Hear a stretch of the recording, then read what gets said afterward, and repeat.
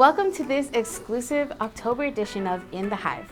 I'm your host, Jubilee, and I'm so glad you're joining us today. Today is October 10th, Mental Health Awareness Day, a time to shine the light on the importance of caring for your mental health, your mental well-being. Mental health matters, and it's a conversation we all need to have. If you or someone you know is struggling, please don't wait. Reach out and take the steps needed to begin the journey toward healing. Let's dive into today's meaningful conversations right here on In The Hive.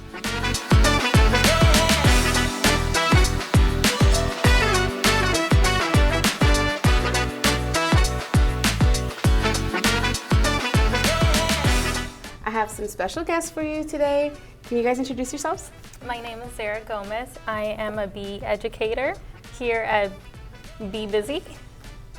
And my name's Christian. I work in social media here at Be Busy. Awesome. I'm so excited to talk to you guys today. Are you feeling a little bit nervous? Yes. Yes, absolutely. No, same. And honestly, it's just, it's emotions. We're here, relax, talk to me. It'll be cool. So let's be honest.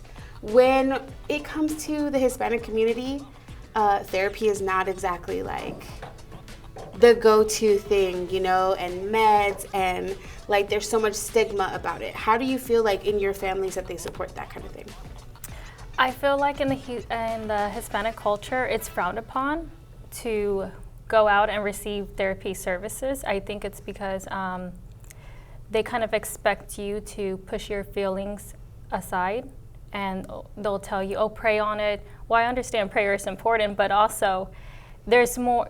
You also have to keep yourself mentally mentally healthy. Mentally healthy. Sure. Sorry, I lost my No, you're absolutely right. Like it's fair, like your mental health, and I say this in the class, mm-hmm. like your mental health affects your physical health. Yes. And I don't think that is widely discussed or widely known, and like especially in the Hispanic community, as you were saying. Yes. Like their first thought isn't going to be like, let's go to a doctor, let's go address that, let's go take, especially the whole taking meds about it. I know many people who don't do that. What about in your household? Do they kind of support you better, or how does it look? Yeah, my parents are pretty young, so they do kind of have like that support. Maybe like the older generation wouldn't. I haven't been like in a situation where I've had to open up about that, but I know that they would. I do have like a little support system within my family. Like we're very close, and they understand. Well, maybe not understand for themselves, mm-hmm. but for us younger generation, they understand like the need for therapy. Right. They're willing to be like, okay, well, if you think you need that, then yeah. Yeah, like maybe they don't get it, mm-hmm. but it's like it's your thing, so. They're more open-minded. Yeah. Mm-hmm. Have you guys seen Inside Out 2? Yes. Okay, it's so in my household, and where there's not a big like pattern of anxiety and depression, we're very lucky, and I realize that. I don't want to say I'm trying to brag. We're healthy. No, it's not common in my household, and it's not really something that we go through. And so when my dad saw that movie, he was like, is that how everyone's brains are? Because I don't think that's how my brain is. And I'm just like, in the classroom, I'm just like, that is such a good mm-hmm. representation of what anxiety really does and takes over your brain. And my dad had seen it for the first time because, like I said, he doesn't go through that. So I think that those kind of things, is there any other media that you can think of that kind of displays what people really go through? I don't know, because I think like Inside Out is like the most accurate one. Yes. Even the first one, the second one, like especially like that change between the first one and the second one. It changes the way you think too. Yeah. Like after watching that movie, you're like, oh wow, this is how people they actually think. This mm-hmm. is how they feel. Like their emotions can go from happy to sad in the matter of like a minute or two. Mm-hmm. Yeah. No, I cried for both of those movies so much. I literally cried a lot. Especially like you said, we think that, especially in Hispanic communities, it's like, being angry is kind of regular. Mm-hmm. It's fine. And I don't think that unless you're court-ordered, that people take like anger management skills or even address that kind of thing. Have you ever seen that happen? in your lives? People just having like anger issues. Yeah, I think that's very normalized. Like you said, like in the Hispanic community, you're just kind of like, oh, they're always like that. Yeah, And they kind of like suppress their feelings. Like, oh, don't worry about them. Or, you know how your tío is. Yeah, exactly. Yeah, no, that's, I'm so glad you guys Just stay said away that. from him.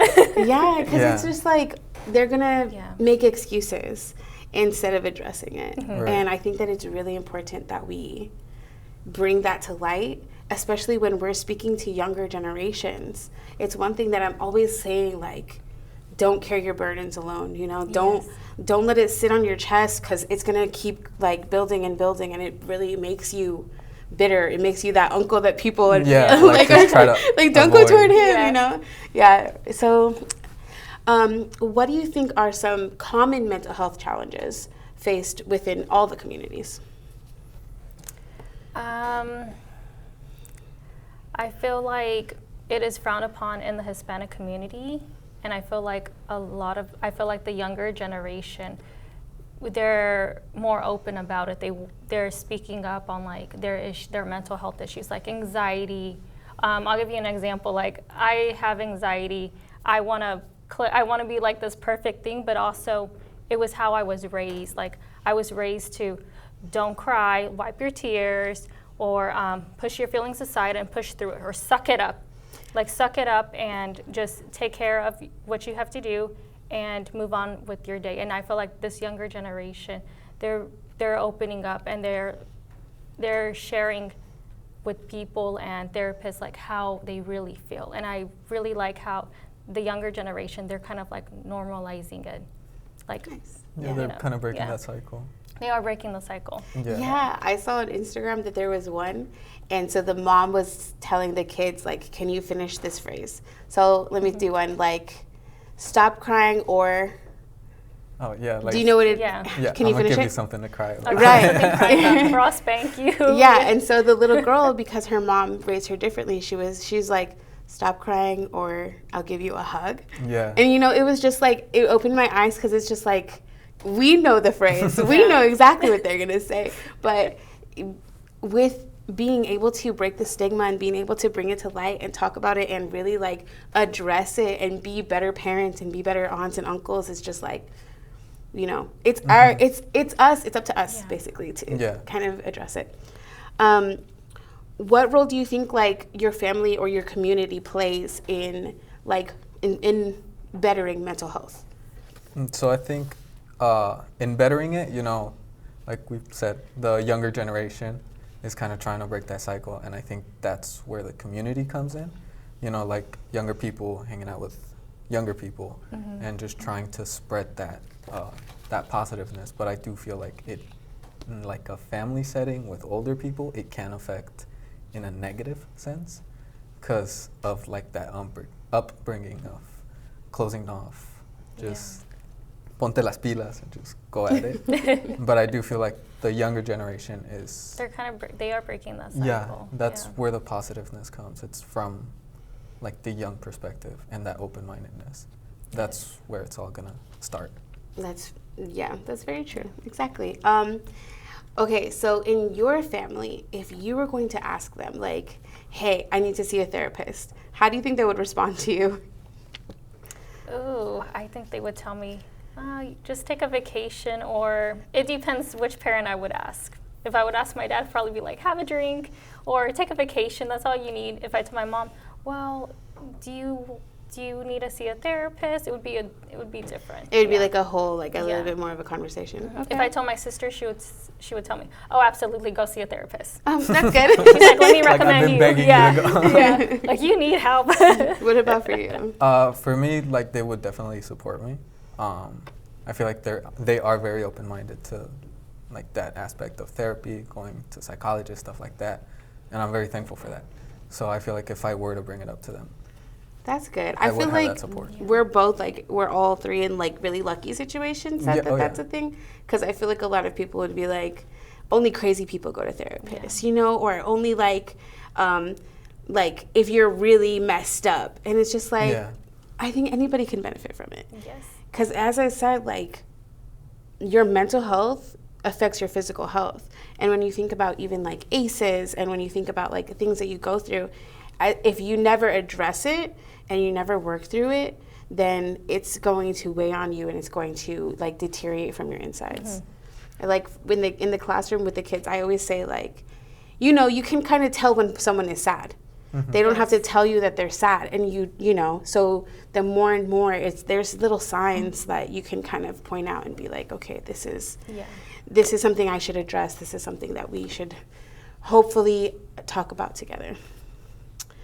Okay, do you guys ever, so this, in my household with my dad, whenever we would do homework, he would get so mad at us because it was just like a whole thing. Do you have any experiences where it's like kind of traumatizing experiences from when you were younger? Yes. So you're like, yes, help me. So I am a huge perfectionist, and I felt like my parents worked so hard for me to, they provided me with so much, but also like I wanted to please them. So if I did bad in school, I would like, it was me, like I would sit down and like study and make sure, because I didn't want to like disappoint my parents or anything like that. So I feel like as I gotten older, I'm kind of like, okay, like kind of, you know. You still have that like, oh, I have to be good I for have my to be, parents. yeah. And like you kind of share the burden of like, I have to be better and I have to prove my worthiness. Like I feel like that's something that a lot of people really go through. Do you have something that kind of? I mean, I'm sure I do. I can't think of one off the top right of on the my spot. head. Yeah, or maybe like I just blocked it off. Right. But when I was growing up, during like elementary, kindergarten, all that, I did like do my homework a lot with my family, stuff like that. But as I grew older, I kind of started just doing it myself. I don't know if it comes from that like pressure, because well, for example, my mom, she claims that she's never that she never failed like a test or like a class or anything like that. I mean, so as far as my like kids know, neither have I. So that just adds like an extra layer.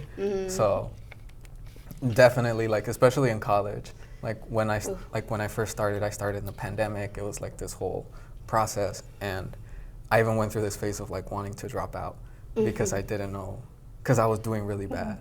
And then thankfully, they, like my mom and dad, they both reached out and they were like, no, it's okay. Just give it enough, just power through it. It'll be okay. That's so true. I feel like in our culture, there's so much pressure to just be like, I need to be perfect, or I need to prove everything. I need to, and like, it's because they say like, I didn't go through that. I was perfect. You know, I just put my boots on and kept working, you know? Or if they did go through that, they're like, well, I went through that too, so you can do it as well. Exactly, yeah. And it's just like, well, the circumstances were different. And I think that our environment also plays a part into that, and our like state of the world, you know? It's just like my grandma, she told me that she got paid like $1.25 an hour. That's crazy. And she had enough for rent and to buy groceries and stuff, you know? And I'm just like, dude, that was a long time ago, you know, that's not what we're going through. And so it's like thinking about that and just thinking like, I wish that I could, you know, figure that out kind of thing, but we're in a time now where we have to break those curses, those generational curses, and really like address those types of things. Yeah. And I think it's not just like the pressure of like how they were brought up, but I think another aspect people don't really talk about is the jokes that are made at people's expense. You know, like calling people like el gordito, el flaco, all of that. Like I feel like that just adds like another layer. Okay, le dicen carrilla. That's also. Yeah, no, I'm so glad you brought that up, because I had this friend who, her and her sisters are so gorgeous, right? They're so pretty. And the thing is, all of them have lighter skin minus one. And she has really dark skin, and so they would kind of make fun of her about it. Even though, like, again, their genes, great genes, you know what I'm saying? But like, that she let that fester, and she would like not go in the sun, and she would put so much sunblock, and she would just like, it was something that, you know, they would just make tiny little jokes. But we don't realize how much that sits on us, and that, like, you know, and like, it impacts our lives like later on. and the way we think Yeah. too. Because it's like Yeah. a little seed when you're a kid, and then it just kind of blooms into this whole thing. Yeah, I'm so glad you brought that up because it's true. It's Yeah. like they, of course, like they called their youngest daughter, they called her Cosita. You know, that's calling her like this little thing. Yeah. You know, and it's just like, oh my gosh, like she has that, and she's kind of really distant from the family now too, and so it's just like you know, just being aware of how you speak to people and how you know, I feel like it's not common that we show appreciation and show love in a way that is actually Yes. appreciation and love, and I Yeah. think that that's definitely something we can work on too. Okay, well, thank you guys for talking with me. Is there you. anything you want to say, you know, about mental health that you would leave for our viewers? I think mental health, it's not a sign of weakness, it's a sign of strength. If you need to speak to somebody, speak to somebody. It's, like I said, it's good for it takes a toll on your body. Physically, it'll take a toll on your body, and if you need the help, get the help. Because it's a sign of strength. Yeah, totally. Like, same thing. You know, it's the first step is kind of admitting to yourself that you need help. And the second step is just reaching out.